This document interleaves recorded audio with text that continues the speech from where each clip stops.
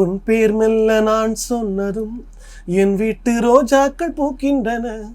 ஓர் நாள் உனை காணாவிடில் எங்கே உன் அன்பென்று கேட்கின்றன. நீ வந்தால் மறுகணம் விடியும் என் வானமே. மழையில் நீ நனைகையில் எனக்கு காய்ச்சல் வரும். வெயிலில் நீ நடக்கையில் எனக்கு வேர்வை வரும். உடல்கள் தான் ரெண்டு, உணர்வுகள் ஒன்று. ரோஜா ரோஜா ரோஜா. சாதக பறவை தான் எனக்கு மியூசிக்கையும் சொல்லி கொடுத்தது. என் வாழ்க்கைக்கு ஒரு பாலமாக இருந்தது. இன்ஃபேக்ட் என்னை யாரும் புறக்கணிக்கணும், இவனை வளரவிடக்கூடாது, இவன் நல்லா வரக்கூடாதுன்னு நினச்சி யாரும் பண்ணுறதில்லை. அது அவங்களோட சந்தர்ப்பத்தை பொறுத்து அமைஞ்ச ஒரு விஷயங்கள். கலக்க போவது யாரு? நீதான். நிலைக்க போவது யாரு? நீதான். வருந்தி உழைப்பவன் யாரு? நீதான். வயசை தொலைத்தவன் யாரு? நீதான். இன்னைக்கு காதல் எல்லாம் ரொம்ப ரொம்ப மாறிடுச்சு. கண்ணை பாக்குது, கைய கொக்குது, ரூமு கேக்குது. எல்லாம் முடிஞ்ச பொண்ணு ஃப்ரெண்டுன்னு சொல்லிக்கிட்டு வாழுறவங்க ரொம்ப பேருடா, கேட்டு பாருடா. இருட்டு காடு, ரெண்டு பேர் இடையே கோடு, நினப்பில் சூடு, நான் வாழு கம்பி கூடு. வணக்கம். சோசியல் மீடியாவை திறந்தாவே இவரோட முகம்தான் நம்மளுடைய கண்ணுக்கு வந்து நிற்கிது அப்படின்னு தான் சொல்லணும். கடந்த சில நாட்களாக நம்ம பார்க்குற இடமெல்லாம் இவரை பற்றி தான் பேச்சு. சோஷியல் மீடியாவை திறந்தாவே இவரோட ரீல்ஸ் தான், ஃபோட்டோஸ் தான், வீடியோஸ் தான். அவர் பாடின பாடல்கள் தொடர்ந்து நம்மக்கிட்ட ஒழிச்சிக்கிட்டே இருக்குது. நம்ம கூட இன்றைக்கி இணைஞ்சிருக்கிறாரு பாடகர் சத்யன். 1999 யாரா இந்த பையனு கேட்க வச்சது, இன்றைக்கி நான் தான் அந்த பையன் நிற்கிறீங்க. இந்த ஃபீல் எப்படி இருக்கு உங்களுக்கு? ரொம்ப நல்லா இருக்கு. Long waiting. என்ன சொல்கிறது, ஒரு ஓப்பனிங்காக வெயிட் பண்ணிட்டு இருந்தோம். எல்லாம் ஒரு லைம் லைட் வேணும் அப்படின்னு எனக்கு ஒரு தேடல் இருந்துனே இருந்தது. அதுக்கு நான் நிறைய விஷயங்கள் முயற்சி பண்ணினேன். இதில் நடந்துடும், அதில் நடந்துடும், இல்லை இந்த சேனல் நடந்துடும், அந்த ஒரு விஷயத்தில் நடந்துடும் நினச்சி ட்ரை பண்ணும்போது நான் எதிர்பார்க்காத ஒரு விஷயம். 26 வருஷம் முன்னாடி பாடின ஒரு பாட்டால் அது நடக்கும், மக்களால் அது நடக்கும் அப்படிங்கிறது நான் எதிர்பார்க்கல. மக்களுக்கு கொண்டு போய் சேர்த்ததுக்கப்புறம் தான் இது மேஜிக்கில் நடக்கும். ஆனால் மக்கள் அதை உல்ட்டாவாக பண்ணிட்டாங்க. நாங்கள் கொண்டு போய் சேர்க்குறோம் உண்டுன்னு என்னை செஞ்ச விஷயம் ஒரு ஆச்சரியத்தில் என்னை வச்சுருக்கு. இன்னும் மோர் தேன் ட்ரெண்ட் ஆகுது, நம்ம பாப்புலர் ஆகுதுங்கிறத விட எனக்கு இவ்வளோ அன்பு கிடைக்குதுங்கிறது எனக்கு நான் எதிர்பார்க்காத ஒரு விஷயம். இல்லை, பொதுவாக தமிழ் மக்கள் அவ்வளோ சீக்கிரம் நம்ம வீட்டு பையனாக ஏற்றுக்க மாட்டாங்க. பட் உங்களை அவங்க வீட்டு பையனாக பார்க்குறாங்க. ஒவ்வொரு வீட்டுக்குள்ளேயும் போயிட்டீங்க. அது எப்படி இருக்குது இந்த ஃபீல்? ரொம்ப ஓவர்வெல்மிங்காக இருக்கா? எனக்கு சந்தோஷமாக இருக்குங்க. நான் என்ஜாய் பண்ணுறேன். சத்யன் யார் ஆக்சுவலாக? ஏன்னா யாருமே தெரியாது. இன்னைக்கு 2K கிட்ஸ் உங்களை தேடுறாங்க, 90s கிட் தேடுறாங்க, எல்லாரையும் தேட வச்சிருக்கிறீங்க. இது எப்படி பார்க்குறீங்க? நீங்கள் வாய்ப்பு தேடின காலம் போய் இப்போ உங்களை யாருன்னு தேட வச்சிருக்கிறீங்க. இது எப்படி பார்க்குறீங்க? பேசிக்கலி நம்ம பாடணுங்கிறது மட்டும்தான் என்னோட மைண்டில் எப்பவுமே இருக்கும். இத்தனை பாட்டு பாடணும், இங்கே பாடணும், அங்கே பாடணும், இவ்வளோ காசுக்கு பாடணுங்கிறது இல்லை என் விஷயம். என்னோட காசு பாடுறது மட்டும்தான். ஸோ என் ஃபோக்கஸ் அது மட்டும்தான் இருந்தது அப்போதுலேருந்து இப்போ வரைக்குமே. ஸோ மேடைகளை நோக்கி மட்டும்தான் என்னோடய பயணமாகவே இருந்தது. பட் ஸ்டில் ஒரு பாயிண்டில் நம்ம பிறந்ததுக்கு ஒரு அர்த்தம் வேணுங்கிறது நான் use to talk to with my wife. அவங்க கூட நிறைய பேசுவேன். ஏதாச்சும் ஒன்று பண்ணணும், நம்ம சும்மா வந்தோம் போகணுன்னு இருக்கக்கூடாது அப்படிங்கிறது நான் எப்பவுமே சும்மா முகசுதிக்காக சொல்ல. இது என் மைண்டில் எப்பவுமே ஓடும். சமூகத்தில் நடக்கிற சில விஷயங்கள், அதில் சில மாற்றங்கள் வேணும் அப்படிங்கிறதுல ஆசைகள் உண்டு. அண்டு நம்ம சக மியூசிஷியன்ஸ் கஷ்டப்படுறாங்க. ஸோ அவங்க கூட நம்ம ஏதாச்சும் பண்ணணும், நமக்கு ஒரு பொசிஷன் வேணும், அப்போ தான் அதை பண்ண முடியும். ஏன்னா அது நான் கோவிட் டைமில் அதை பண்ண, இந்த லாக்டவுனில் பண்ண FB லைவில் அதை நான் தெரிஞ்சுக்கிட்டேன். ஓகே, நமக்கு ஒரு விஷயம் நடந்ததுன்னு சொன்னால் நம்மளால் சிலருக்கு பண்ண முடியும். அப்படி ஏன்னா பண்ணுறதுக்கே ஒரு ஆசை இருந்தாலும் அதுக்கு ஒரு தகுதி வேணும் இல்லையா? அந்த தகுதிக்காகவே எனக்கு மேலே ஒரு லைம்லைட் வேணும் ரொம்ப நாள் ஆசைப்பட்டது உண்டு. பட் இப்போது அதை நோக்கி தான் நான் ஓட ஆரம்பித்தேன். எனக்கு வேணும், I want to get popular to somehow. ஏதாச்சும் பாப்புலர் ஆகணும் அண்ட் ஏதாச்சும் ஒன்று மக்களுக்கு நம்ம பண்ணணும், ஒன்று உருவாக்கணும்னு எனக்கு சில பிளான்ஸ்லாம் இருக்குது. ஸோ அதுக்கு நான் எதிர்பார்த்துட்டு இருந்தேன். ஐ திங்க் இந்த டைம் வந்துட்டுக்கு நான் நம்புகிறேன். இந்த ரோஜா ரோஜா பாட்டை பிக் பண்ணதுக்கான காரணம் என்ன? ஏன்னா சாதக பறவைகள் 1999 நடந்துச்சு. ஃபஸ்ட்டு சாங்கை நீங்கள் அந்த சாங்ஸை பாட வேண்டியதற்கான ரீசன் என்ன சார்? அது காரணம் அப்போ அந்த பாட்டுங்க அவ்வளோ பாப்புலர். அப்போ தான் ரிலீஸ் ஆச்சு, ட்ரெண்ட். அப்போவே அது ட்ரெண்ட் அந்த சாங். அண்ட் எப்பவுமே வந்து எந்த சாங் முதல்ல ரிலீஸ் ஆகுதோ ட்ரெண்டில் இருக்குதோ அந்த படத்தை ஃபஸ்ட்டு பாடுவாங்க. லக்கிலி அந்த பாட்டு வந்து அப்போ தான் நான் சாதாபூரில் சேர்ந்து ஒரு 6 மாதம் அந்த டைம் தான் இருந்திருக்கும். 6 மாதம் 1 வருஷம் அந்த டைம் இருக்கும், ஐ திங்க் இருக்கும், அந்த டைம் தான் இருக்கும். அப்போது வந்து அந்த பாட்டு ஹிட் ஆன உடனே ஃபஸ்ட்டு சாங்காக பாடணும். ஸோ நான் பாடுவேன், என் மேலே ஒரு நம்பிக்கை அவங்களுக்கு உண்டு. ஸோ என்ன பாட சொன்னாங்க. இட் இஸ் வாட் எதுவும் எதிர்பார்த்துலாம் பாடல. அப்போ நீங்கள் இதை நினச்சி பார்த்தீங்களா சார்? அப்போ பாடின சாங்ஸு 26 வருஷம் கழிச்சு இப்போ ட்ரெண்ட் ஆகும், இப்போ இருக்கிற ஜென்ரேஷன் வந்து அதை கொண்டாடுவாங்க. உங்களை வந்துட்டு எங்கே போனாலும் வரவேற்பு அதிகமாக இருக்கும், நீங்களே அதை ஃபீல் பண்ணியிருப்பீங்க. இன்றைக்கி மீடியாக்கள் வந்து ஓடிக்கிட்டே இருக்கிறீங்க, அதாவது ஃபோன் பேச டைமில் தொடர்ந்து இந்த ஃபீலிங் எப்படி இருக்குது ஆக்சுவலாக?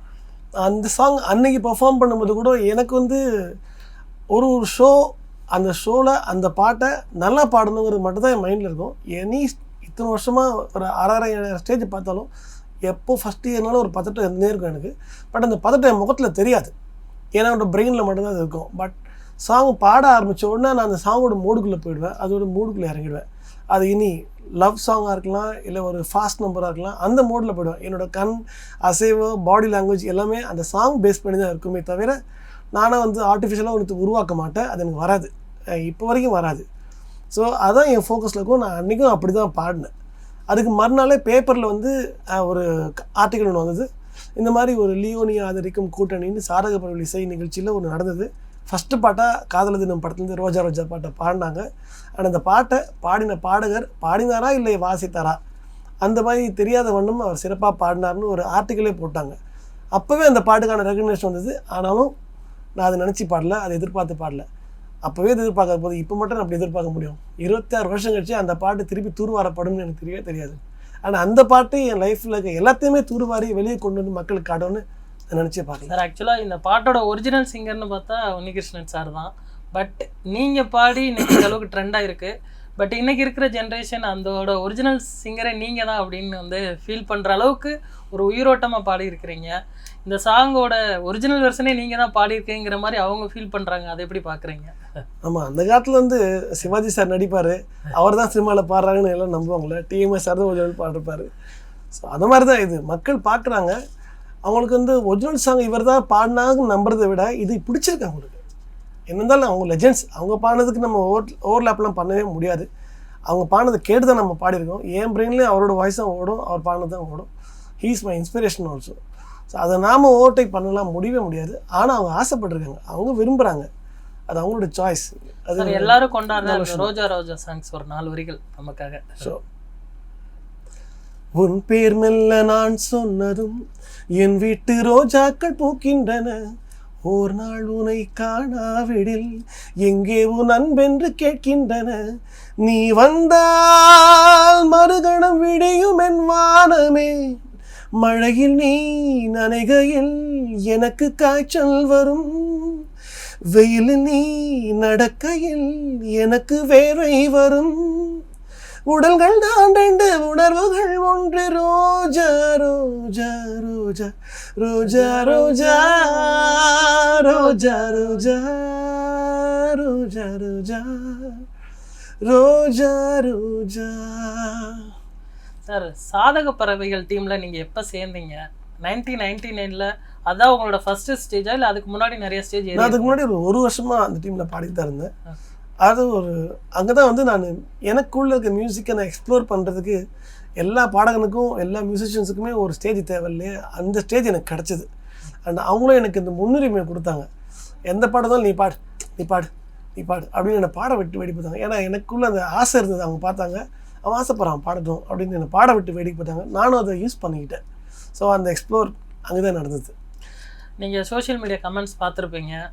அந்த ஸ்டேஜில் நின்று ஒரு கையை பின்னாடி கட்டிக்கிட்டு ஒரு கையில் பிடிச்சிக்கிட்டு கேஷுவலாக பாடுறதா இருக்கட்டும், உங்களோட ஏர் ஃப்ளோவில் அந்த ஹேர் வந்து பறக்கிறதா இருக்கட்டும், உங்களோட கண்கள் தேடுறதா இருக்கட்டும், இந்த மாதிரி உங்களோட ஒவ்வொரு பிட்ஸையும் வந்துட்டு அவ்வளோ மைன்யூட்டாக வந்து வாட்ச் பண்ணி அவ்வளோ கமெண்ட் பண்ணுறாங்க, உங்களை செலிப்ரேட் பண்ணுறாங்க. தொடர்ந்து இவங்க நம்ம வீட்டு பையன், நம்மளோட அண்ணா, நம்மளோட கூட இப்போ ஃப்ரெண்டு, அந்த மாதிரி ஃபீல் பண்ணுறாங்க. இதை எப்படி பார்க்குறீங்க? I am blessed sir. ஒரே வார்த்தைனா I am blessed and I am grateful for them. இதுக்கு மேலே ஒன்றும் இல்லை சார். இது யாரோ ஒருத்தனுங்க எங்கேயோ இருக்கிற ஒருத்தனை வந்து அவங்க தன்னோட வீட்டில் ஒருத்தனை அவங்க பார்க்குறதுங்கிறது எத்தனை பேர் சார் கிடைக்கும்? எனக்கு அது கிடச்சிருக்கு. ஐ எம் பிளெஸ்ட். அந்த ஸ்டேஜில் உங்கள் லைஃப் பார்ட்னரை அப்போ தான் சூஸ் பண்ணீங்களா இல்லை லைஃப் பார்ட்னர் ஆனதுக்கப்புறம் தான் அந்த ஸ்டேஜ் அமைஞ்சிச்சு அவங்களுக்கு? இல்லை சார், நாங்கள் வந்து we are very good friends. அவங்க ஆனால் அந்த சாதக பறவை தான் எனக்கு மியூசிக்கையும் சொல்லி கொடுத்தது, என் வாழ்க்கைக்கு ஒரு பாலமாக இருந்தது. இன்ஃபேக்ட் நித்யா அவங்க வந்ததுக்கு அப்புறமா எனக்கு வந்து அவங்க வந்து ஒரு கரெக்டான ஒரு கைடன்ஸாக இருந்தாங்க. சரி, நீ இதை பண்ணாத, இதை பண்ணவே கூடாது, நீ இதுதான் பண்ணணும், இப்படி தான் ட்ரெஸ் பண்ணணும் அப்படிலாம் என்னை ரொம்பவே வந்து எஜுகேட் பண்ண ஒரு முக்கியமான நபர் அவங்க. மேபி அவங்க இல்லைன்னு வச்சுக்கோங்களேன், நான் வந்து வேறு மாதிரி கூட ஆயிருக்கலாம், என்ன ஆயிருக்கலாம்னு தெரியாது, இன்னும் பெட்டராகவோ அது இல்லை ஒஸ்ட்டாவோ அதெல்லாம் நான் சொல்ல விரும்பல. ஆனால் இந்த சத்தியனை அவங்க தான் உருவாக்குனாங்க. இன்னைக்கு இருக்க பெண்கள் எல்லாம் அவங்கள கொண்டாடுறாங்க. உங்கள் ஒய்ஃப் என்ன சொல்கிறாங்க?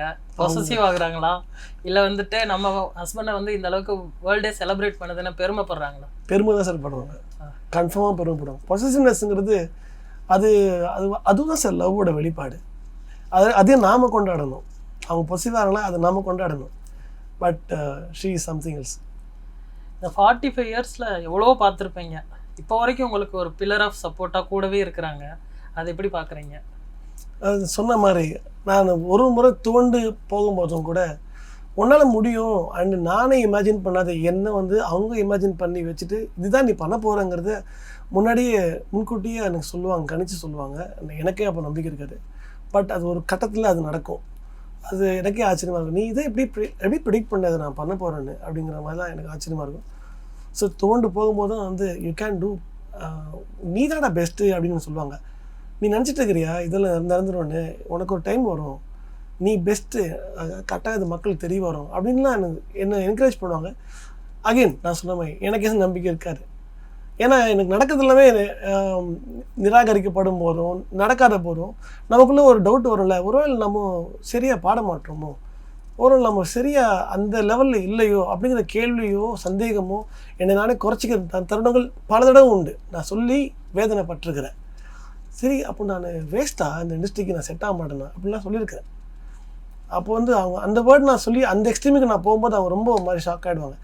நீ அப்படிலாம் ஆகக்கூடாதுன்னு ஸ்ட்ராங்காக நிறுத்துவாங்க என்ன. ஆனால் எனக்கு ஒரு பழக்கம் உண்டு, நானே இது ஃபீல் பண்ணுவேன், அடுத்து கொஞ்சம் நேரத்தில் நானே செட்டில் ஆகிடுவேன் ஏதாச்சும் பண்ணி. சார், இப்போ மனிதனாக பிறந்த ஒவ்வொருத்தனுக்கும் தோல்வி, நிராகரிப்பு, வாய்ப்பு தேடி அலைஞ்சிருப்போம். ஆனால் இன்னைக்கு இந்த மூமெண்ட்டில் செலிப்ரேஷன், இது தாண்டா மூமெண்ட். உங்களை நிராகரித்தவங்களுக்கும் உங்களை வந்து புறக்கணித்தவங்களுக்கும் என்ன சொல்கிறீங்க இந்த டைமில்?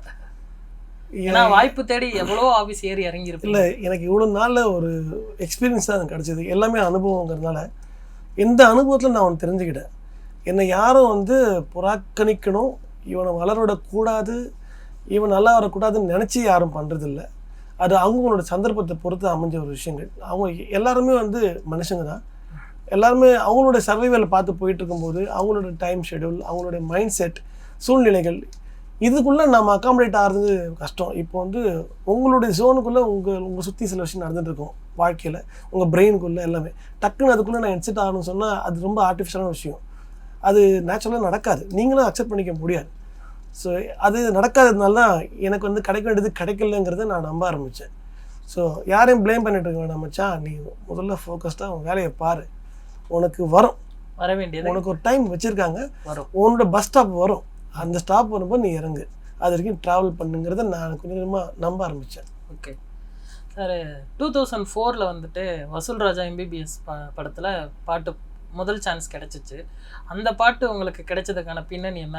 அந்த வாய்ப்பு உங்களை தேடி வந்துச்சா இல்லை அதற்கான காரணம்? எந்த வாய்ப்புமே எனக்கு தேடி வரல. இந்த தருணம் மட்டும்தான் எனக்கு தேடி கொடுத்துருக்காங்க.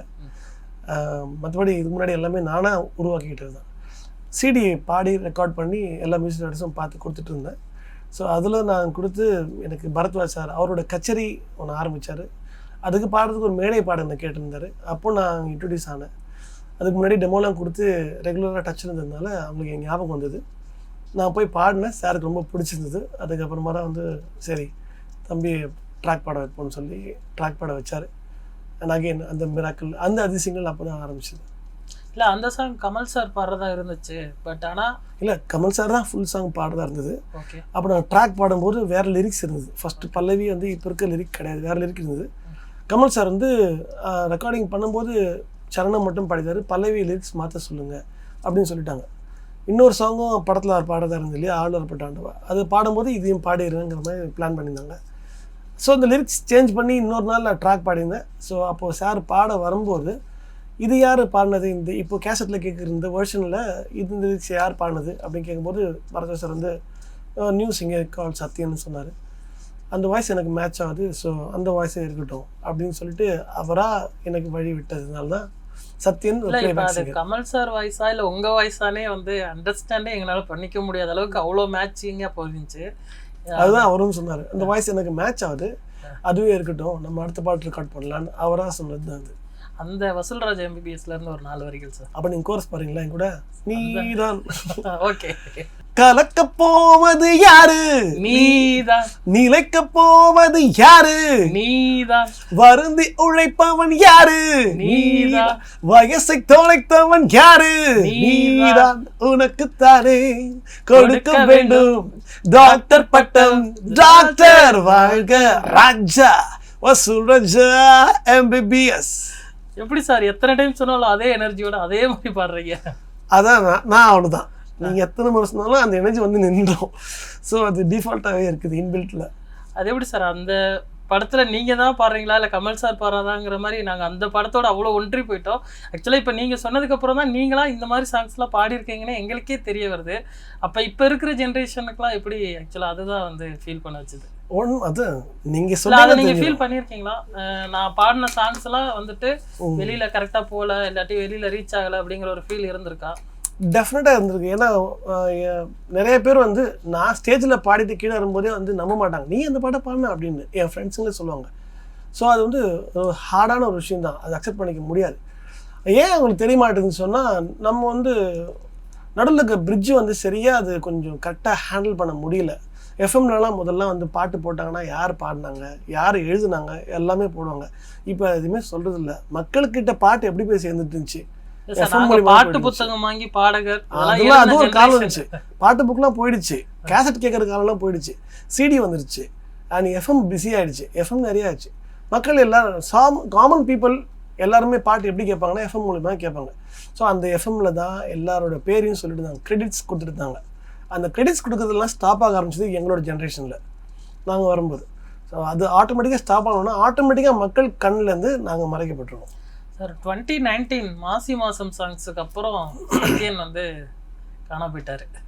அந்த ஒரு 6 வருஷம் மாசி மாசம் சாங் அதுக்கப்புறமா பாடினேன். இல்லை 2020லேருந்து 2017லேருந்து பிடித்திரு படம் அதுலேருந்து. ஓகே, அதான் அந்த பீரியடில் என்ன பண்ணிட்டு இருந்தீங்க? படம் மியூசிக் பண்ணிட்டு இருந்தேன். விழித்திருன்னு ஒரு படம் கம்போஸ் பண்ணி மியூசிக் பண்ணிட்டு இருந்தேன். ஸோ அதில் பிஸி ஆகிட்டேன் அப்போது. ஸோ எனக்கு ஃபஸ்ட்டு படங்கிறதுனால எனக்கு I want to do something அப்படின்னு. அந்த ஒரு படத்துலேயே பார்த்தீங்கன்னா 7 மியூசிக் டேரக்டர்ஸ் பாட வச்சுட்டு இருப்பேன்.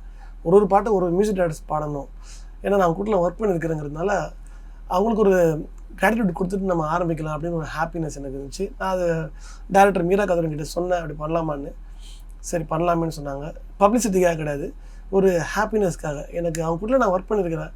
முதல்ல நான் சொந்தமாக ஆரம்பிக்கும் போதே அதுக்கு முன்னாடி கச்சேரி வச்சிருந்த ஓனர் வந்து நான் யார்கிட்ட பாடியிருந்தனோ அவரை வந்து ஸ்டேஜில் நின்று அவரை ஃபெலிசிட்டேட் பண்ணி அவர் ஆரம்பித்து வைக்கணும்னு நினச்சி கச்சேரி ஆரம்பித்து வச்சேன் நான். அதே போல் தான் சினிமாவுக்கும் நான் பண்ணேன். நான் சினிமாவில் பாடிக்கிட்டு இருந்தேன். அண்ட் சினிமாவில் மியூசிக் பண்ணும்போது இதுக்கு முன்னாடி நான் யார்கிட்டலாம் பாடணும் அவங்க எல்லாரும் என் கூட இந்த பாட்டில் நான் ஃபஸ்ட்டு ஆல்பமில் ஜாயின் பண்ணணும்னு நினச்சி அவங்க எல்லாருமே நான் பாட வச்சேன் அதில். ஸோ அந்த ஒர்க்கில் பிஸியாக இருந்ததுனால நான் வந்து என்னால் வேறு எந்த ஒர்க்கும் பண்ண முடியல. ஸோ ரெகுலராக போயிட்டு இருப்பேன், இந்த ஹார்மனிஸ் கோரஸ் எல்லாம் போயிட்டு இருப்பேன் இல்லையா, அதெல்லாம் கட் பண்ணிட்டேன் வேண்டான்னு.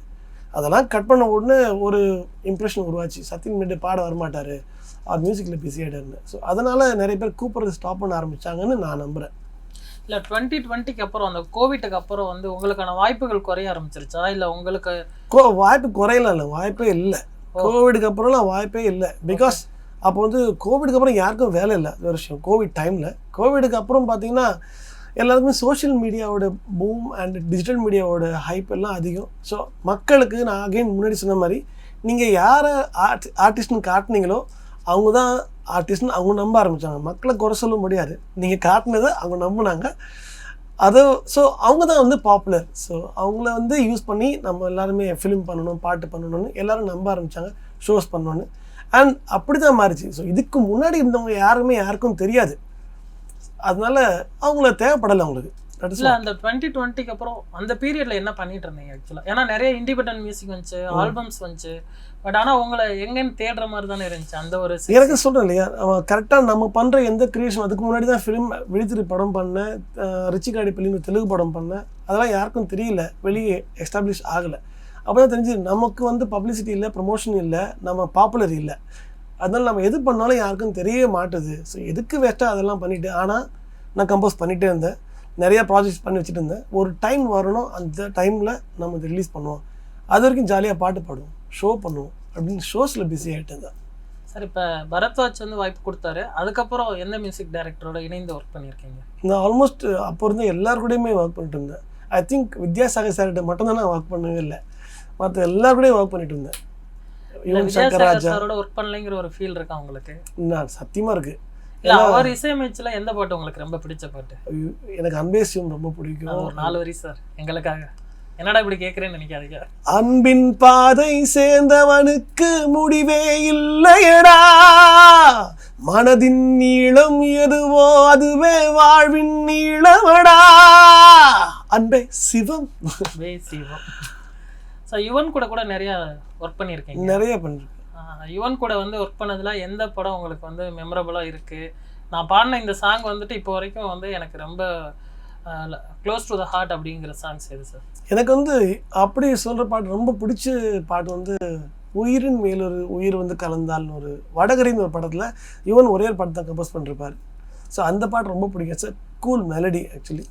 மற்றபடி ஆம்பளைக்கு பொம்பளைக்கும், பாசன்ற பாஸ்கரன், அவன் இவன், இதெல்லாமே வந்து கேடி புல்லா கில்லாடி ரங்கா, இதெல்லாம் சூப்பர் டூப்பர். திருடன் போலீஸில் செம்ம பாட்டு விஜய் சேதுபதிக்கு, எல்லாம் வைபான சாங்ஸ் எல்லாமே நான் நிறையா பாடுறேன். இல்லை நீங்கள் மெலடி மட்டும்தான் இல்லை, நல்ல ஃபோக்கும் பாட முடியும், ஜாலியாகவும் பாட முடியும். ஆமாம், லைக் இப்போ ஆம்பளைக்கும் பொம்பளைக்கும்லாம் வந்துட்டு ஜாலி சாங்கு, அண்ட் அவன் இவன்ல இருந்து பக்கா ஃபோக் சாங்கு, இன்னொரு பக்கா ஃபோக்ல ஒரு அடிக்காமக்கார கிளிய முட்டை கண்ணு மொழிய என்ன திருடி போக வந்தாயோ, அதான் ஒரு க்யூட்டான சாங். அது மாதிரி யுவன் கிட்ட நிறைய நான் ட்ரை பண்ணிட்டோம். நேர்கொண்ட பார்வையில் பார்த்தீங்கன்னா ஒரு ரகடான சாங், தீமுகம்தான் இப்படி இருக்கும் பாட்டு. ஸோ அந்த மாதிரி எல்லா எக்ஸ்பெரிமெண்ட்டும் நாங்கள் பண்ணினோம் ஆக்சுவலி. ஸோ யுவன் கூட வந்து கழுகுல ஒர்க் பண்ணியிருந்தீங்க. அந்த ஆம்பளைக்கும் பொம்பளைக்கும் சாங்ஸ் போகாத ஏரியாவே இல்லை, ரீச் ஆகாத இடமே இல்லை, அவ்வளோ ரீச் ஆகிருந்துச்சு. அந்த சாங்ஸை பற்றி சொல்லுங்கள். அது ரெக்கார்டிங் போனோம், அங்கே வந்து ஸ்னேகன் தான் லிரிக் ரைட்டர் இருந்தார், யுவன் இருந்தார். ஸோ ஃபஸ்ட்டு போர்ஷன் கிருஷ்ணராஜ் பாடினார், அண்டு கருணாஸ் சார் போர்ஷன் வந்து வேல்முருகன் பாடினார். ஸோ கிருஷ்ணாவோட போர்ஷன், அந்த ஹீரோ போர்ஷன் நான் பாடணும். பாடியாச்சு, அந்த இன்னைக்கு காதலெல்லாம் பாடியாச்சு. அவன் பொழுதுபோக்குக்கு ஒரு ஃபிகரை பார்க்குற அங்கே வரும்போது அங்கே வேறு லிரிக் இருந்தது. அப்புறம் ஸ்னேகன் கிட்ட சொன்னேன், ப்ரோ இந்த இடத்துல இன்னும் லிரிக் இன்னும் கொஞ்சம் ஃபன்னியாக வேறு மாதிரி இருக்கலாமே இது கொஞ்சம் அப்படின்னு சொன்னேன்னா, அப்போ ஸ்னேகன் வந்து ஓ அப்படியே சொல்கிறீங்க சொல்லிட்டு உடனே ஸ்பாட்லேயே வந்து அவர் எழுதினார். அவன் பொழுதுபோக்குக்கு ஒரு ஃபிகரை பார்க்குறான், அவன் செலவு பண்ணத்தான் ஒரு லூஸை தேடுறா, 2 பேருமே இங்கே பொய்யா பழகுறான், ரொம்ப புளிச்சு போச்சுன்னா கை குலுக்கி பிடிக்கிறான்னு ஸ்பாட்லேயே எழுதினார். அவ்வளோ டேலண்டட் ஸ்னேகன்லாம். அப்போது அந்த லிரிக்கு பாடணும். ஸோ அந்த பயங்கர ஃபன்னியாக அந்த ரெக்கார்டிங் போயிட்டு இருந்துச்சு. ஆனால் க்யூட்டான விஷயம் என்னென்னா, வீட்டுக்கு வந்துட்டு என் ஒய்ஃப் கேட்டாங்க என்ன பாட்டு பாப்பாண்ணா, ஏன்னா யுவன் ரெக்கார்டிங்னால அவங்க ரொம்ப எக்ஸைட் ஆகிடுவாங்க, எனக்கு தான் சரியான பாட்டு வரப்போகுதுன்னு. நான் ரொம்ப சாதாரண பாட்டுமா ஒரு ஃபோக் சாங் பாடினேன் அப்படின்னு சொல்லிட்டு போயிட்டே இருந்தேன். ஓகே. ஆனால் ரிலீஸ் ஆனதுக்கப்புறம் அது பயங்கர ஒரு வைரல் மெட்டீரியலாக மாறினு எனக்கு தெரியாது சீரியஸ்லி. அந்த வைரல் மெட்டீரியலை இப்போ எங்களுக்காக எனக்கு காதல் எல்லாம் ரொம்ப ரொம்ப மாறிடுச்சு, கண்ணை பார்க்குது கையை கொக்குது ரூமு கேட்குது, எல்லாம் முடிஞ்ச பொண்ணும் ஃப்ரெண்டுன்னு சொல்லிக்கிட்டு வாழுறவங்க ரொம்ப பேருடா கேட்டு பாருடா, இப்போ காதல் தோத்துட்டா யாரும் சாவதே இல்லை, அட ஒன்று தோத்துட்டா 2 இருக்குது உள்ள, இப்போ எல்லாம் தேவதாசு எவனுமே இல்லை. சார் இது மாதிரி ஸ்டேஜ் கச்சேரியில் போயிட்டு தங்களை க்ரூம் பண்ணிவிட்டு தொடர்ந்து வந்து தமிழ் சினிமாவில் இன்றைக்கி கோலோச்சி இருக்கிறவங்க நிறைய பேர் இருக்கிறாங்க. பட் ஆனாலுமே கர்நாடக சங்கீதத்துக்கு கொடுக்குற ஒரு இம்பார்ட்டன்ஸ் இந்த மாதிரி தங்களே டெவலப் பண்ணிட்டு வரவங்களுக்கு கொடுக்குறதில்ல அப்படிங்கிற ஒரு ஃபீல் இருக்கா? எனக்கு இந்த கொஸ்டின் புரியல. இல்லை இப்போ ஸ்டேஜ் கச்சேரி இதெல்லாம் போயிட்டு நீங்களே உங்களை டெவலப் பண்ணிவிட்டு இன்ட்ரெஸ்ட்டில் வந்து பாடுறீங்க. பட் கர்நாடக சங்கீதம், அதாவது அவங்க வந்து கிளாசிக்கல் பாடி அதை கற்றுக்கிட்டு வரவங்களுக்கு கொடுக்குற இம்பார்ட்டன்ஸ் இந்த மாதிரி ஃபீல்ட்லேருந்து வரவங்களுக்கு கொடுக்குறாங்கன்னு நினைக்கிறீங்களா? ஆக்சுவலி வந்து ஹானஸ்டாக சொல்லணும்னா லைட் மியூசிக்லேருந்து பாட வர்றாங்க ஒரு சிங்கர் அப்படின்னு சொன்னால் சினிமா இண்டஸ்ட்ரிக்குள்ளே வந்து அவங்கள வந்து பெருசாக வரவேற்கிறது கிடையாது. ஏன்னா லைட் மியூசிக் இண்டஸ்ட்ரினால வந்து ஒரு லோ கிரேடு அப்படிங்கிறது அவங்களோட எக்ஸ்பெக்டேஷனாக இருக்குது. பட் என்னோடய வியூ அது கிடையாது. எனி மியூசிஷியன் கேன் ஃப்ரம் அவங்க எங்கேருந்தாலும் உதயமாகலாம், அது சொல்ல முடியாது. அது ரோட்டில் தெருக்கூத்து கானா பாட்டு பாடணுன்னா இருக்கலாம், ரோட்லேருந்து சும்மா பிளாட்ஃபார்மில் தூங்கினவனா கூட இருக்கலாம். அவனுக்குள்ளே இருக்கிற மியூசிக்காலிட்டி எங்கேருந்து உதயமாகிறதுலாம் சொல்ல முடியாது. So don't judge a book by its கவருங்கிறது தான் என்னோடய கருத்து. ஸோ அவன் எந்த ஃபீல்ட்லேருந்து வராங்கலாம் பார்க்குறீங்க, ராவாக அவனை உட்கார வச்சு அவன் டேலண்ட்டை மட்டும் பாருங்கள்.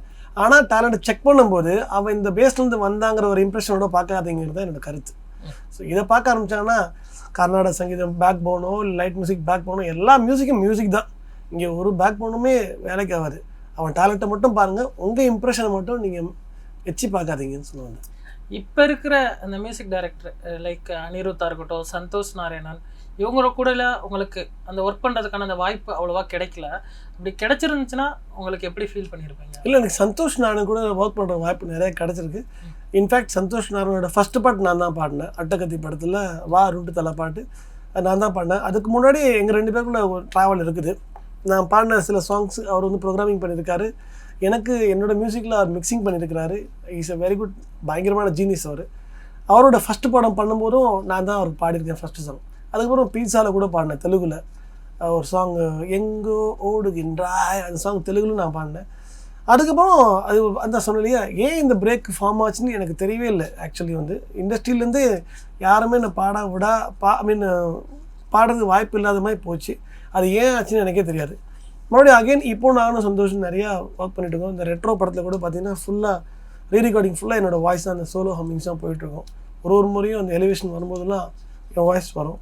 அதுபோல் நாங்கள் நிறைய ஒர்க் பண்ணிட்டு தான் இருக்கிறோம்.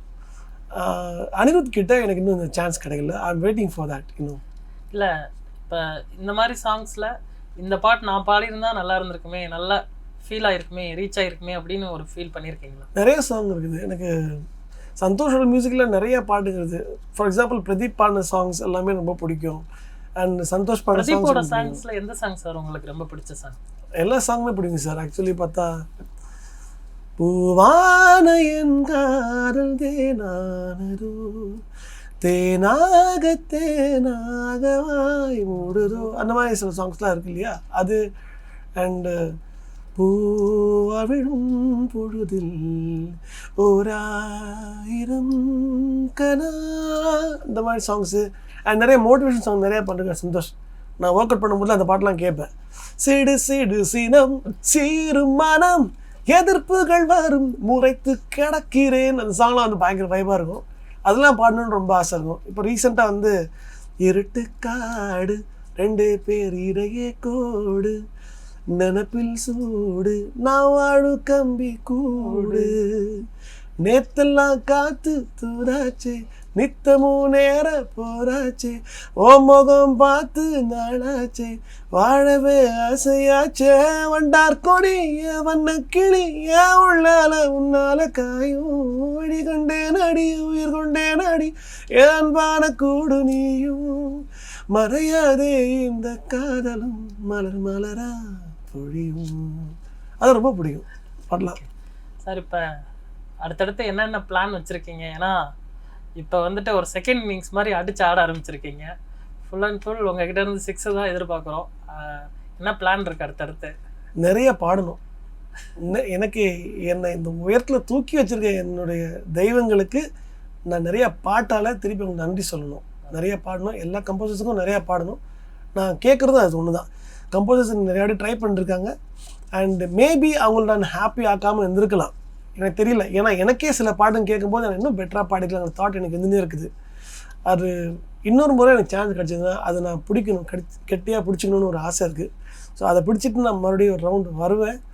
அண்ட் நிறையா போய் ஷோஸ் பாடணும், அவங்களால நேரடியாக பார்த்து பாடணும், அவங்கள ஹாப்பியாகணும், நான் ஹாப்பி ஆகணும். இது மாதிரி இன்னும் நிறைய பாடல்களை நீங்கள் எங்களுக்கு கொடுத்துக்கிட்டே இருக்கணும். ஏன்னா உங்களை கொண்டாடுறதுக்கு கோடிக்கணக்கான தமிழ் மக்கள் இந்தியாவில் மட்டும் இல்லை, இலங்கை, மலேசியா, சிங்கப்பூர்னு எல்லா ஊர்லேயும் காத்துக்கிட்டு இருக்கிறாங்க. அந்த நாளுக்காக நாங்கள் வெயிட் பண்ணிகிட்ருக்கோம். அதை பற்றி என்ன நினைக்கிறீங்க? நீங்கள் இப்போ திரும்பி கொடுக்க வேண்டிய நேரம். அவங்க அன்பு நிறையா கொடுத்துட்டாங்க, அந்த அன்புக்கு நீங்கள் என்ன தரப்போகிறீங்க? அடுத்து பாட்டு தான். அவங்க கேட்குற பாடெல்லாம் பாடணும். கடைசி வரைக்கும் பாட்டை கொடுத்து பாடிட்டு தான் இருக்க போகிறேன். நான் சாகும் வரை நான் பாடுவேன். உங்களோட முயற்சிகள் அனைத்தும் வெற்றியடைய என்னோட வாழ்த்துக்கள் sir. Thank you so much. Thank you. Sathyan அவர்கள்ட்ட இருந்து நம்ம நிறைய கேள்விகளை கேட்டோம். அடுத்தடுத்து அவர் என்ன பண்ண போறாரு, அவரோட முயற்சிகள் என்ன, அடுத்து தமிழ் மக்களுக்கு அவர் திரும்ப கொடுக்க போறது என்ன அப்படின்னு பல்வேறு கேள்விகளுக்கு நமக்கு பதிலளிச்சிருக்கிறாரு. மீண்டும் ஒரு நிகழ்ச்சியில சந்திக்கலாம். வணக்கம்.